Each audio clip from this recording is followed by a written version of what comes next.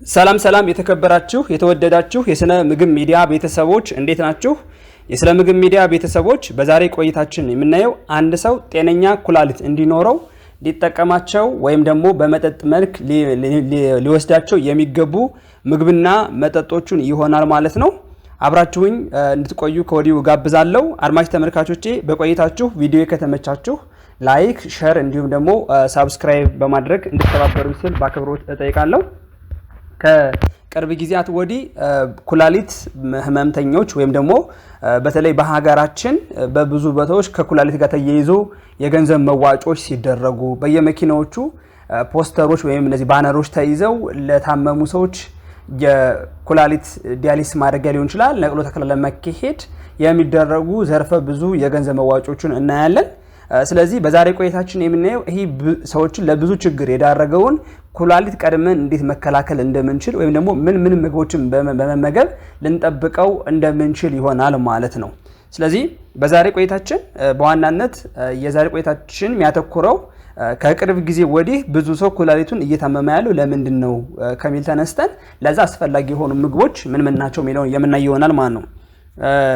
ኩላሊት ሲታመም ብዙ ጊዜ መጀመሪያ ሲታመም ወይም ሲጀምር ምልክት አያሳይም። ኩላሊት በባህሪው ጥሩ አይደለም። ህመሙን ስለማይናገር ሰዎችን ያልታሰበ ጣጣ ውስጥ ይከታል። ህመም አልተሰማኝም ብሎ ኩላሊት ጤነኛ ነው ማለት አይቻልም። ታዲያ መተማመናችን ልናውቅ የምንችለው እንዴት ነው የሚለውን እናያለን። ወይም መታመማችን እንዴት ነው ልናውቅ የምንችለው የሚለውን ስናይ ቀላል የደምና ሽንት ምርመራ ሁሉን ይነግረናል ይላሉ የተለያዩ ባለሙያዎች ደግሞ ወይም ደግሞ ዶክተሮቹ ማለት ነው። በዚህ ዙሪያ ጥናት ያደረጉ በዚህ ዙሪያ ከተለያዩ ተቋማት ጋር ኢንተርቪው የተደረጉ ምሳሌ ቢቢሲ ላይ ኢንተርቪው የተደረጉ አንድ ዶክተር ሲናገሩ በመንገር ነው የምናውቀው ብለው ተብሎ ሲጠይቁ ቀለል ያለ የደምና ሽንት ምርመራ በማድረግ የኛ ኩላሊት ምን ደረጃ ላይ እንዳለ ማወቅ እንደሚቻል ይገልጻሉ ማለት ነው። የመደበኛ ኩላሊት ህመም ምልክት አልባ ነው አላልንም። ለዚህ ይሆናል እጅግ በርካታ ሰዎች ኩላሊታቸውን መታመሙን የሚያውቁ ለሌላ በሽታ ህክምና ሆስፒታል ሲመጡ ብቻ የሚሆነው ስር የሰደደ ወይም ጽኑ የኩላሊት ህመም ደረጃ ላይ ሲደርስ ግን ኩላሊት በጎ እንዳልሆነ በምልክቶች ማየት ይቻላል። ለምሳሌ የሚያክል ኩላሊት በጸና ሲታመም ወይም ደግሞ ህመም ደረጃው ከፍ ሲል የሚያሳያቸው ምልክቶች አንደኛ ወይም እግራችን ሊያብጥ ይችላል። ጧጧ ስንነሳ አይናችን ይወፍራል። ፊታችን ተነፋፍቶ ልናገኘው እንችላለን። ቶሎ ይደክመኛል፣ ያነጫንጨኛል፣ እግሬ ያብጣል ልንል እንችላለን። እንዲሁም ደግሞ የአጥንት መሳሳት ሊኖር ይችላል። ይህ የሚሆነው ብዙ ጊዜ ኩላሊት ፈሳሽ ማመጣጠን ስራውን ስለተስተጓጎለ ነው። ይህ የሚሆነው ፈሳሽ ከመውጣት ይልቅ በሰውነታችን ስለሚጠራቀም ነው። የምግብ ፍላጎት ማጣት፣ የድካምና የመቅለሽለሽ ስሜት ሊታይ ይችላል። ደም ግፊታችንን መጨመር ሊኖርም ይችላል። የደም ማነስ ምልክት ሊኖርም ይችላል። እነዚህ ምልክቶች ከታዩ ኩላሊት የከፋ ደረጃ ላይ እየደረሰ እየመጣ ነው የሚለውን ልብ ልንል ይገባል ማለት ነው። ጤነኛ ኩላሊት ማለት ልክ እንደ ልብ ጥቅም አለው። ኩላሊት በሰውነታችን ውስጥ የሚመረቱ የማይፈለጉ ከመጠን በላይ የበዙና መርዛማ የሆኑ ነገሮችን ከደማችን በማጥራት በሽንት መልክ ከሰውነታችን ያስወግዳል።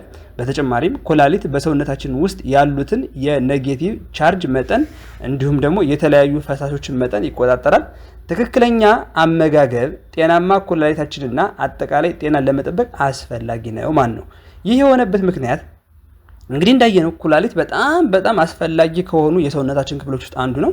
ስለዚህ ይህን ኩላሊት ለመጠበቅ ከሚደረጉ ዘርፎ ብዙ ነገሮች ውስጥ አንዱ አመጋገብን ማስተካከል ነው ማለት ነው። አመጋገብ ብቻውን አይደለም፣ ሌሎች በጣም ብዙ ነገሮች አሉ። አሁን ለምሳሌ ያክል ሲጋራ አለማጨስ ሊሆን ይችላል፣ በቂ እረፍት መውሰድ ሊሆን ይችላል፣ የስፖርት እንቅስቃሴ ማድረግ፣ እነዚያም በጣም የሚመከሩ ነገር ናቸው። ግን ከዚህ ውጭ ደግሞ ጥሩና ትክክለኛ የሆነ በኒውትሪየንት ቫልዩ ያለው ምግቦችን መውሰድ ሊሆን ይችላል ማለት ነው። ስለዚህ እርጥበት ላይ በማተኮር የሶዲየም አወሳሰድ ዝቅተኝነት፣ የተመጣጠነ ፕሮቲን፣ በፋይበር የበለጸጉ ምግቦች እንዲሁም ደግሞ ጤናማ ቅባቶች ላይ በማተኮር የኩላሊት ስራን በእጅጉ በመደገፍ ከኩላሊት ጋር በተያያዙ በሽታዎች የመያዝ እድልን ይቀንስናል ማለት ነው። የተሻሻሉ ምግቦችን፣ ከፍተኛ የፖታሲየም ንጥረ ነገሮችን እንዲሁም ደግሞ ከመጠን በላይ የሆኑ የፕሮቲን ማስወገድ የኩላሊት ጤንነትን ለመጠበቅ ይረዳል።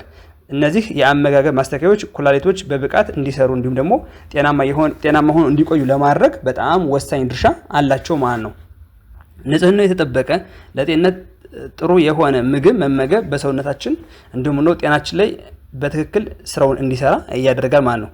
ከዚህ ጋር ተያይዞ አንድ ሰው ኩላሊቱ ጤነኛ እንዲሆን በአብዛኛው በአንቲኦክሲዳንት የበለጸጉ ወይም አንቲኦክሲዳንት የሆኑ ምግቦችን ለምሳሌ የሚያክል እንደ ፍላቮኖይድስ ያሉ ሊኮፒን፣ ቤታ ካሮቲን፣ በቫይታሚን ሲ ንጥረ ነገሮች የያዙ ምግቦችን የኩላሊት ጤንነትን ይጠብቃል ማለት ነው። አንቲኦክሲዳንት በሰውነታችን ውስጥ ያለውን የሚካሄደውን ኦክሲዴሽን በነፃ ኤሌክትሮን እነዚህን ትርፍ ወይም ነፃ ኤሌክትሮን በዋናነት የኩላሊት በሽታ መንስኤ ስለሆኑ እነሱ ምንድነው ይቀንሰዋል ማለት ነው፣ በሰውነታችን ውስጥ ያለው ኦክሲዴሽኑ ማለት ነው።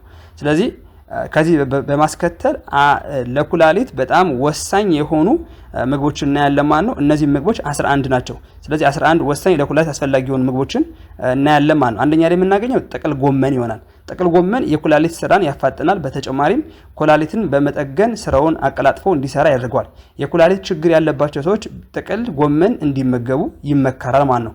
ሁለተኛ ላይ የምናገኘው ቤሪስ ወይም ደግሞ ፍራፍሬ ብለን የምንጠራቸው ማለት ነው። የፍራፍሬ ቤተሰብ ስለሆኑ አብዛኛው ፍራፍሬዎች ከፍተኛ የፖታሲየም ይዘት ሲኖራቸው ቤሪስ ግን የላቸው። አብዛኛው የኩላሊት ህመም ያለባቸው ሰዎች የፖታሲየም መጠናቸውን እንዲገድቡ ይመከራል።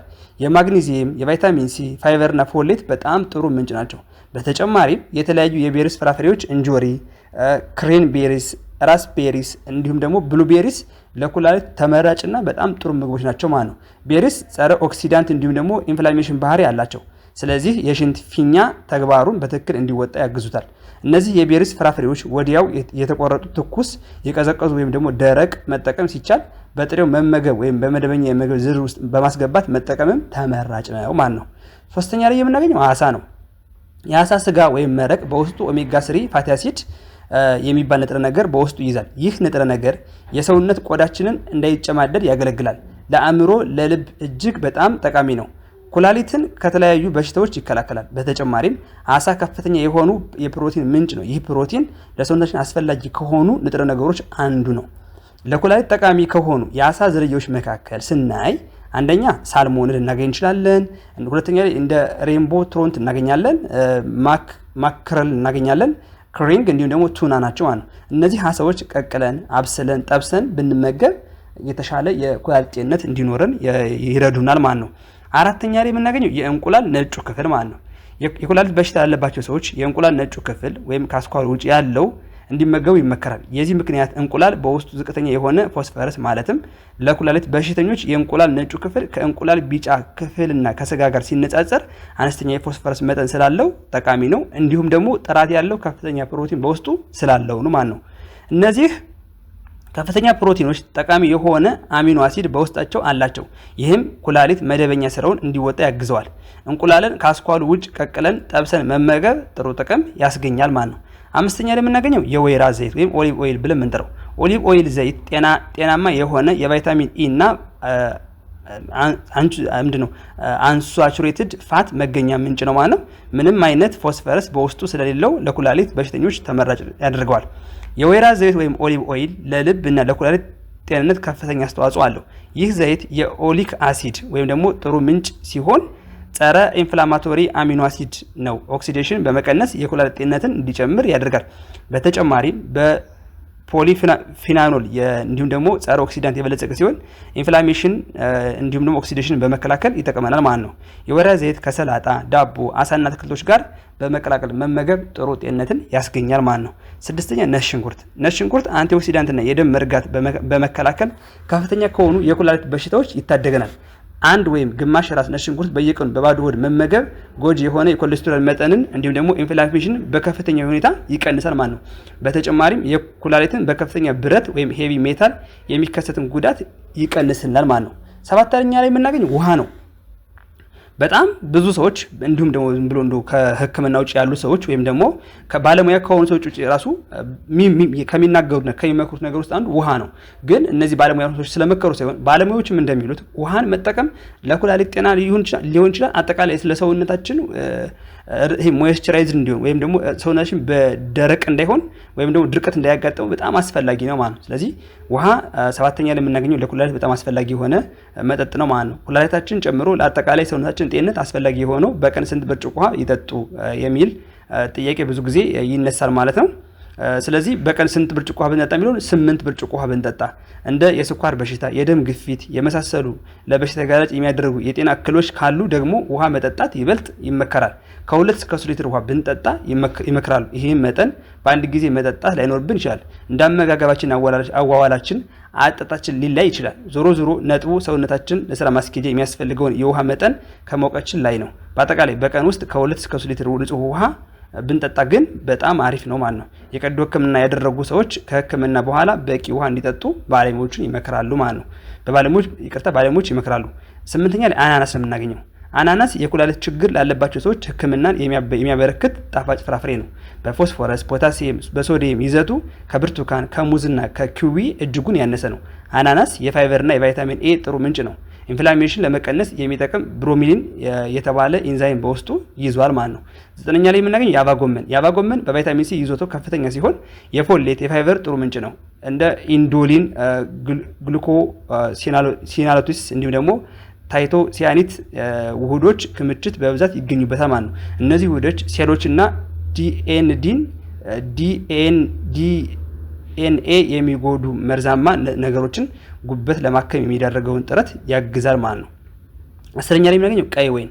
ቀይ ወይን በውስጡ ቀይ ቀለም እንዲይዝ ያደረጉትን ፍላቮኖይድ በብዛት ይዟል። ፍላቮኖይድ ኦክሲዴሽንን በመከላከል እንዲሁም ደግሞ የደም መርጋትን በመቀነስ የልብ በሽታን ይከላከላል። ራስ ቤትሮል የተባለው በወይን ውስጥ የሚገኘው ፍላቮኖይድ ናይትሪክ ኦክሳይድ እንዲመረት ያነሳሳል። ይህም የደም ቧንቧ ጡንቻ ሴሎችን ዘና እንዲሉ በማድረግ የደም ፍሰትን ይጨምራል ማለት ነው።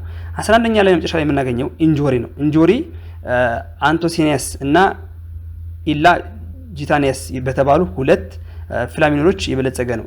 አንቶሲኒያስ እንጆሪ ቀይ ቀለም እንዲኖሩ የሚያደርግ ነው። በተጨማሪም በጠንካራ ጸረ ኦክሲዳንት ባህሪ ያለው ሲሆን የሴሎች ቅርጽ የሚያስጠብቅና በኦክሲዴሽን ሂደት ጊዜ የሚደርስ ጉዳት ይከላከላል። እንጆሪ እጅግ በጣም ጥሩ የቫይታሚን ሲ፣ ማግኔዚየም፣ ፋይበር መገኛ ሲሆን የልብና የኩላሊት ጤንነትን በመጠበቅ በጣም ጥሩ አስተዋጽኦ ማድረግ ይችላል ማለት ነው። ስለዚህ ከላይ ያየናቸው 11 ምግቦች በጣም ለጤናችን አስፈላጊ ጠቃሚ የሆኑ በኩላሊታችን ላይ የተሻለ ጤንነት እንዲሰማን የሚያደርጉ ናቸው ማለት ነው። ታዲያ ከዚህ በተጨማሪ ኩላሊታችንን ለመጠበቅ ምን ማድረግ አለብን ብለን ስናይ ኩላሊት ተግባራትን የሚያከናውነው በባተሌው ኩላሊት አንድ ጊዜ ከታመመ ብዙ ጣጣ ይዞ ይመጣል።